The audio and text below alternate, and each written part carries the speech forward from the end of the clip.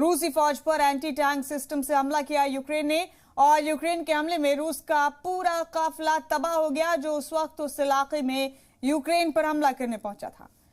ये बड़ा अपडेट आपको रशिया और यूक्रेन की जंग के हवाले से दे रहे हैं। रूस को यूक्रेन ने पलटवार किया है। रूसी फौज पर एंटी टैंक सिस्टम से हमला किया है यूक्रेनी फौज ने और यूक्रेन के हमले में रूस का काफिला तबाह हो गया है। बड़ा अपडेट दे रहे हैं आपको रूस और यूक्रेन की जंग के हवाले से। यूक्रेन के हमले में रूस का काफिला तबाह हो गया है। यूक्रेन ने एंटी टैंक मिसाइल सिस्टम से हमला किया है रशियन फौज पर। रूसी फौज पर एंटी टैंक सिस्टम से हमला किया यूक्रेनी फौज ने और यूक्रेन के हमले में रूस का काफिला तबाह हो गया।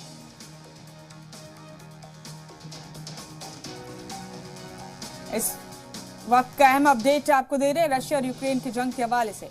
इस बीच नेटो ममालिक का चोटी इजलास भी है, जिसे जो बाइडेन खिताब करेंगे। बताया जा रहा है कि आलमी सतह पर कोई बड़ा फैसला उस वक्त लिया जा सकता है। इधर ये बड़ा अपडेट है, यूक्रेन के हमले में रूस का काफिला तबाह हो गया है। यूक्रेन ने रूस के काफिले पर एंटी टैंक सिस्टम से हमला किया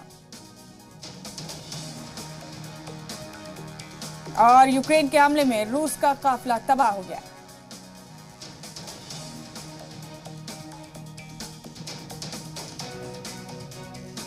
बड़ा अपडेट आप रूस और यूक्रेन के जंग के हवाले से दे रहे हैं आपको।